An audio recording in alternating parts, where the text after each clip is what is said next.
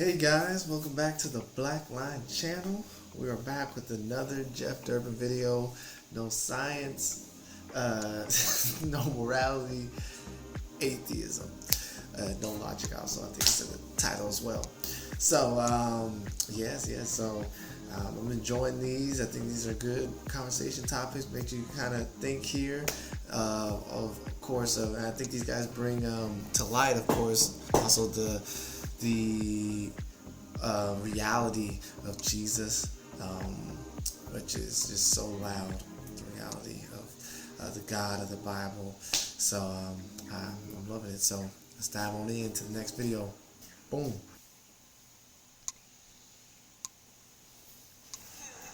Okay. All right. So we're further into the Reason Rally now, and I met Matthew. Matthew's from New York, and he is the co-president, the vice president of the Atheist and Agnostic Society of Cornell. At Cornell, okay. So you came all the way down from the Reason Rally? Yeah. Okay. I mean, I have family around here, but yeah, so it's kind of a dual. The mental states are... I mean, it becomes a little bit complicated. You can talk about brain states as causing mental states, and that might make some sense. I personally think that it's a little bit odd. But what I'm hearing you, though, is I guess what I'm getting at is this, is that we have as foundations here, we're stardust, we're apes, we're cosmically, broccoli, your brain is fizzing, right? And why should anybody say, we need to fight for this kind of brain fizz? Versus over here a person is fizzing this way. Why is one brain fizz more than... Well, that's why I brought up the, in terms of resolving disputes, that's one question. In terms of why within one framework I would believe anything at all, again, I think that it's a result of a combination of evolved social instincts. So it's random. It's not random. It could have evolved the other way. It could have evolved the other way. It could have evolved in a different way, and it does evolve rationality in other social species. So evolution could have brought us to irrationality as the norm.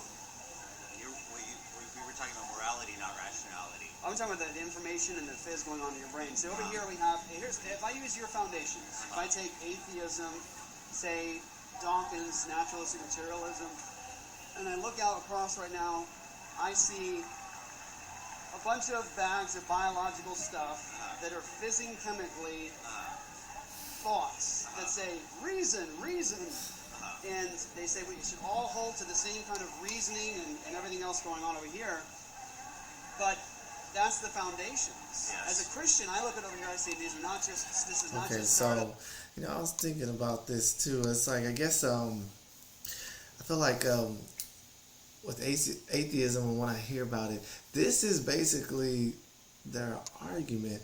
And of course, it sounds ridiculous because it is ridiculous. I mean, because that's where if we start from, that we're just accidents, and next thing you know, these accidents are just doing things, and another accident is doing things that doesn't really matter because the accident's going to fade, just going to turn to dust in the end to just nothingness. And then it's like, what are we doing here? So at the end of the day, it's just brain fizz, or just it's nothingness talking to nothingness that ends up being nothingness. So that's interesting. Anyway, back to it. So not just bags of stuff. The made the Imago Dei. Everyone here has value, dignity, including you. We should fight for universal laws and changing and varying laws of logic, because this world is not just matter and motion. There are immaterial aspects to our being. Well, the things that you're saying seem to represent a hunger for an absolute foundation on which to base reason and rationality. What I'm saying is that you don't have any philosophical justification for either science, logic, or morality. You don't have any kind of an absolute basis. That's correct. You do. I mean, you believe you do, but you're wrong. Well, no. I actually can demonstrate to you, even by your own reasoning right now, that the God that you and I both know exists, because you're reasoning according to the Christian worldview. You're acting as though your nature is uniform, but you can't justify that given your atheism. No, but I take uncertainty as being a basic epistemological position. So only if I wanted to claim that I was capable of having certain assertions would I need to. So you can have no certainty. That's correct. Are you certain about that? That's an interesting point. Did I hear you earlier say that... Another interesting thing right there. I mean, Um, I hear them saying that a lot. And these are things I'm going to have to think of more too on my own time as well, like the phrases that they drop. But yes, so they say, can't be certain about anything. It's like, are you certain about that? And it's like, well, I guess I can't be certain about that either. And so it's a bit like, what are we doing? What is this? What is this? And so, also, I heard him talking about justification. So, also talking about how atheism cannot justify anything. They can't justify morality. They can't justify reasoning or science because, they just can't be certain on things. Nothing is certain. So that's interesting. So it's I heard them say too. That's a form of blind faith. It is blind faith because they don't base it on anything. So anyway, back to it. Objectively true that there's no objective truth. Didn't you say that earlier? Yes. True. Okay, so that totally contradicts You see what you just said there? Uh-huh. Two statements. Yeah. I'm absolutely certain. I can have no certainty. No, I didn't say I was absolutely certain. Well, you said I'm certain. No. So so you can have certainty when you have, in terms of a self-contained logical system. So the distinction between analytic and synthetic propositions. But you told me that laws of logic are just results of chemicals going on in our brain. That's an interesting question. So, for example, mathematics it's an interesting philosophical question of why mathematics works so well and why I have no idea. You believe you know why. Well, an interesting thing though, Matthew, is that you're living right now standing on a Christian view of reality and how you're living, but you're denying it with your atheism. You're fighting for things like uniformity in nature, laws of logic, and morality, but you have no justification given your atheism.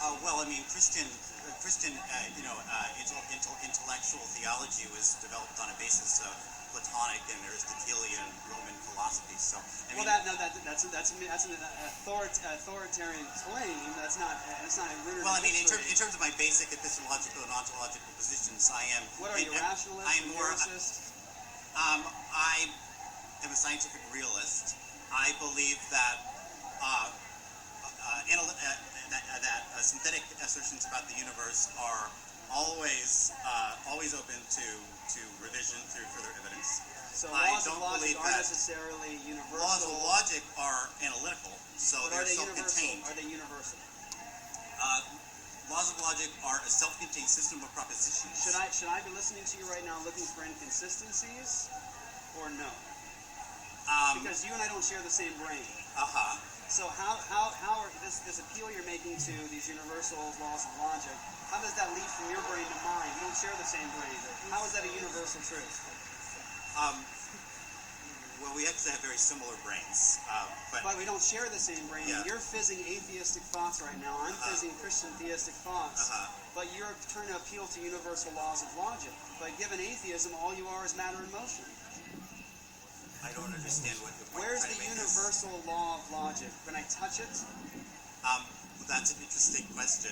The thing is that there's no reason to believe that, unusually intelligent apes that evolved on one planet in the universe should have the hardware to be able to solve, the basic questions of the universe. So, trying to appeal to me as a scientific rationalist to try to answer all of the basic and deep philosophical questions about the universe Well, you're living, is not realistic. Well, Matthew, the thing is, though, is you're living as though these laws of logic are universal and unchanging and necessary, but you have no justification for your appeal to them. No now, as a ultimate Christian, justification, yes. Right, so you're fighting for logic, which you can't justify. As That's a right. Christian, I have a basis for logic and science and morality.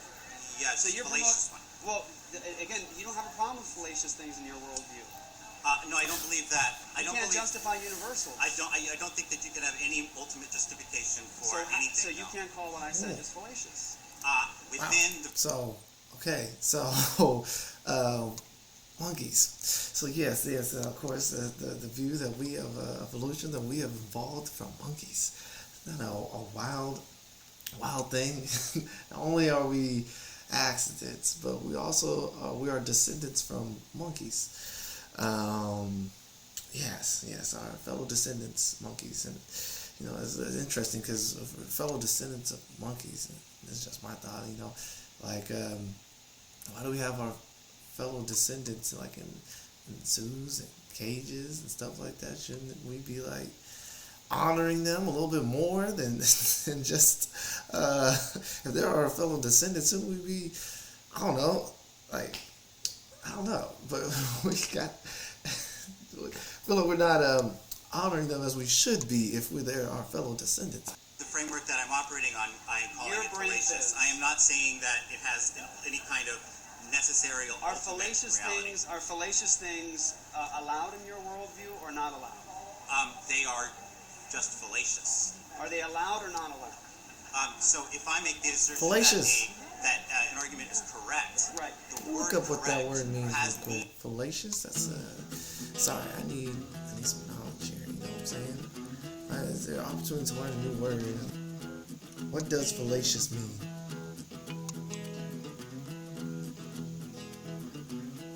Based on a mistaken belief. Alright, we got it. Fallacious. Based on a mistaken belief. It's like, that's fallacious. That's based on a mistaken belief. Alright, I'm rolling with them. meaning within a self-contained logical system. Right, and so within that system, by definition, a This fallacious argument logical is not system, correct. this But logical- that's part of what the meaning of the word correct The logical is. system that you're referring to, Matthew, does that exist only in your mind or is that universal? I think that's related to the question of why things like mathematics work. And In I don't your know. world, I'm not a You philosopher. don't know, but you live as though they are important. Yes. Do you do math as you do know? Yes. Do you do logic as if you do know? So that's an interesting question. No, I don't think so. I mean, basically, I think that you can have I really like that. operating assumptions that you can then work under without making they're without making a strong claim Right. for their absolute necessary foundation. That statement right now that you just made, did that have a necessary foundation or was it just random? What I'm saying No, is it certainly that didn't have a necessary I don't see foundation. that I could have died yeah. 10 minutes ago. Well, I mean that. I don't Yeah. see that you have any justification for the laws of logic here. You don't have ultimate justification. There you go. though. So Yeah. don't use them. Well, no, I reject the idea that you have to have ultimate justification to do it. So you would have to live in the world with no justification. No ultimate Ultimate justification. justification for logic. No ultimate justification for That's right. uniformity in nature. No ultimate justification for morality. So the difference, though, then, is that I am saying that we all have to live in that world, and that you are just basically telling yourself a story No. that allows yourself to believe that you do have an No, ultimate Matthew, I do. justification, but Matthew, you here's don't. the difference between you and I. You mentioned a moment ago you don't have certainty. Christians can have certainty about things that God has revealed. We have what's called a revelational epistemology. Right. And so we can know things for certain because God ultimately enters into world history and he tells us. Right. But in your worldview, you're reduced to absurdity in your reasoning and your science. Within your worldview, you are asserting that ultimate foundations are possible and necessary and But desirable. you're living like they are, but you reject all your creator's existence. No, I'm not living like they are because I am accept that I can operate under operational hypotheses By that faith. are not certain. You live by faith. It's not faith because I don't claim to be certain about it. I would have to be Let certain me to ask you have this, faith. Matthew. Do you know that tomorrow is going to be like today, and with nature being uniform? No, that's human. I don't. There's no inferential basis for it. Also, do you have I want to say any too that it's I love these conversations. Again, I know I say this all the time. Love seeing two people right here. It's cordial. I love that. Two, also, I can relate to Matthew on one point of how like it's like you thinking on the spot sometimes, because I'd be stumbling when I'm thinking on the spot sometimes. I'd be like, and then there's that one, and I'd be forgetting things. So that's tough. That is tough. So that I don't know. They just reminded me of me. I'm trying to like remember things right there. But I think this is very good for Matthew on the point of like making him kind of think on of how far he has to take his atheism if he truly believes it, how far he's got to take it. But most of them don't want to go all the way there, or think that hard into it, or because if they truly believed it as full as in its totality of just all that, it just you wouldn't have a reason to do anything. This argument here would be pointless, because why argue with someone that, if you truly believe atheism and we're all nothing, and that they're just spewing they're just spewing stuff, and that it's going to end up being nothing, pitiless. It doesn't matter.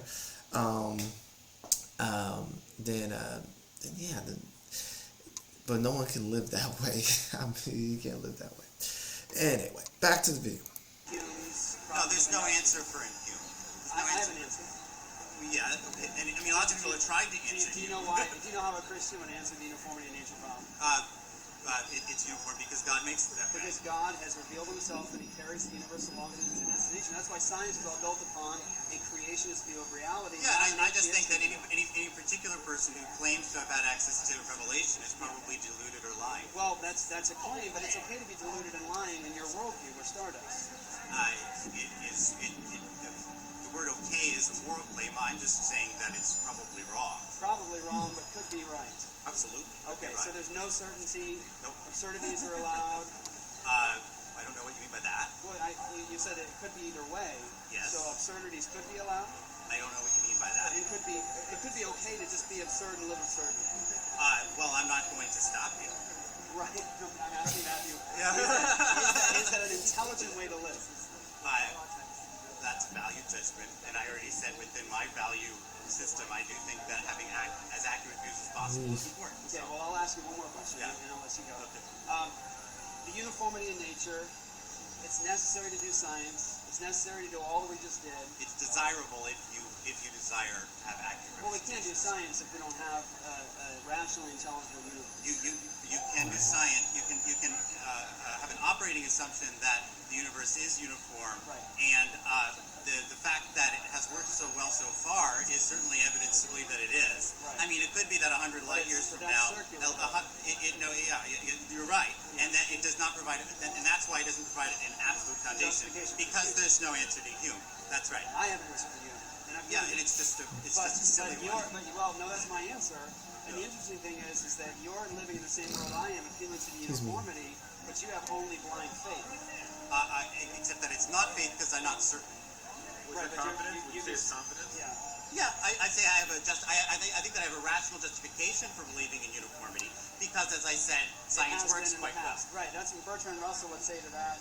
You're begging the question because you're using the past uniformity in nature That's to right. justify the Well, that's future, not but you Bertrand Russell. can't. That's Hume. No, Bertrand Russell in Problems in Philosophy, he said exactly that. Yeah, but that is what Hume's argument Right, is. but Bertrand that Russell past, would say to what you're saying, he answered you. He said the person that appeals to past uniformity to justify the future is arguing viciously. No, that's right. And so, Right. but how do you know what that means is that you can't be certain. No. But that doesn't mean that you can't He have a was asking for a justification. justification, and he said you can't give it. But at that time in philosophy, I mean, what they were arguing about was this idea of whether or not you could create this ultimate foundation on which to base reality. Because, well, only if you're operating. I think that this is basically a hangover from a religious worldview. Well, let me ask you I mean, it's part of our. right now, you're standing here, Yeah. right? Did you eat food today? Yeah. Drink water today? Uh-huh. Brush your teeth today? Yeah. Yes? You're breathing air today? Uh-huh. So you're living, assuming the uniformity in nature. Yes. Every moment of your life, this entire conversation has assumed it. Yes. And you haven't thought you're just going to float away to the sky, No. have you? No. So how come you never thought that? Well, because our brains evolved in an environment where I'm gravity asking you for existed. the justification for gravity holding you down now like it did yesterday. Well, what there is not, and Hume showed this, is any kind of an ultimate justification where you can be certain. I've already given you the biblical answers. Well, right, and there's all kinds of non-biblical answers to it, and I don't think any of them make sense. Yeah, they got a whole group of people ready to talk to him. But wow. So he's saying that you have no justification for uniformity of nature, saying like you assume these things to be, and that's why you need science. I really like that. I'm gonna have to study that too a little bit more as well. Uniformity of nature. I've heard that a lot because I believe we're saying that I have to look it up, but it reminds me of, or I should say, like, we know that God created everything. He created us. He created everything, the earth, the sky, the animals, to the plants, into all that, into to the science that goes into all these things. And so that's how we know things are going to be like they be, because God designed them to be that way. So we never assume that they're going to be anything different. But with atheism, you have no certainty that things are going to be the same tomorrow as they were in the past. Anyway, all right, let's get into it. For the three conditions of intelligibility for uniformity. No ultimate justification. No ultimate justification. There you go. Thanks for That's right. Okay. Nice to meet Thanks for you. the conversation. All right, no science, no logic, no morality, atheism.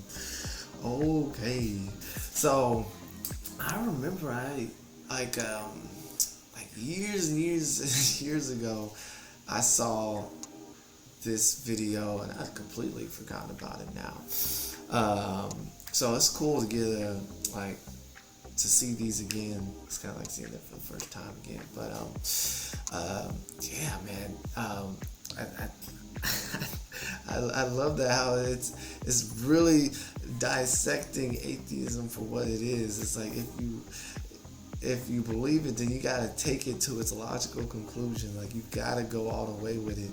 And if you do that, then it's gonna lead to some craziness. You can't live life that way. It's just too much uncertainties and all this stuff.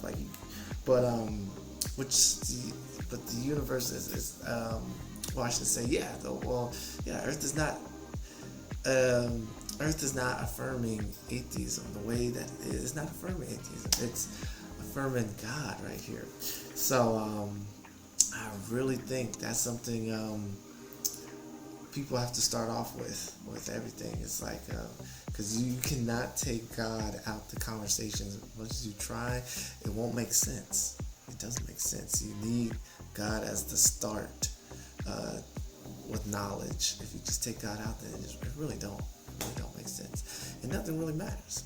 So I pray. This is a whole video, so I pray that Matthew is. I don't know if he still feels the same way, since might have changed. And I'm interested to see how he feels now. And also, if there's still atheism rallies, I've never heard of that. Atheism rallies. But yeah, so I'm praying that his viewpoint has changed now. I do pray so.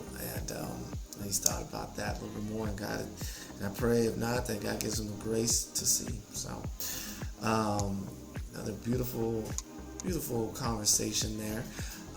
So yes, let me know down in the comments if y'all feel any way differently about what you heard here, or what I said. So but yeah, let me know.